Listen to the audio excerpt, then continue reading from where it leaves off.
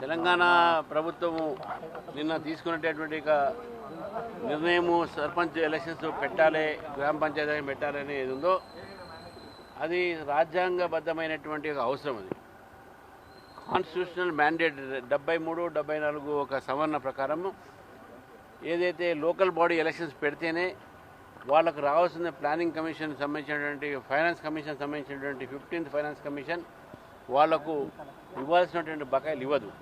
కాబట్టి 4,000 కోట్ల రూపాయల దాకా ఈరోజు మన తెలంగాణ రాష్ట్రానికి లోకల్ బాడీ సంబంధించి రావాల్సిన అవసరం ఉంది.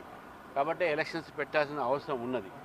కాబట్టి ఈరోజు ఈ యొక్క ఎలక్షన్స్లో భారతీయ జనతా పార్టీ పూర్తిగా పోటీ చేస్తుంది.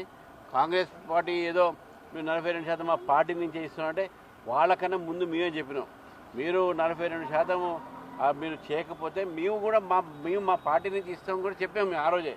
మీరు కామారెడ్డిలో బీసీ డిక్లరేషన్ పెట్టిన తర్వాత కేవలం బీసీలను ఓట్ బ్యాంక్ పాలిటిక్స్ కోసము ఆ ఓటు కార్డు కింద వాడింది కదా. కామారెడ్డి డిక్లరేషన్ చేసిన దాంట్లో బీసీలకు మీరు చేసింది ఏమీ లేదు, వాళ్ళని కేవలం వాడుకోవడం జరిగింది. కోర్టులు ఏం తీర్పిస్తారని మీకు తెలియదా?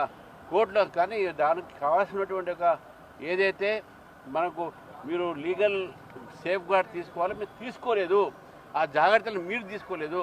మీ యొక్క వైఫల్యాన్ని వేరే పార్టీల మీద మా పార్టీ మీద తోసే ప్రయత్నం చేస్తున్నారు, అది మీ పొరపాటు. కనీసం ఇప్పటికైనా మీరు ఈ యొక్క సర్పంచ్ ఎలక్షన్ పెడుతున్నారు.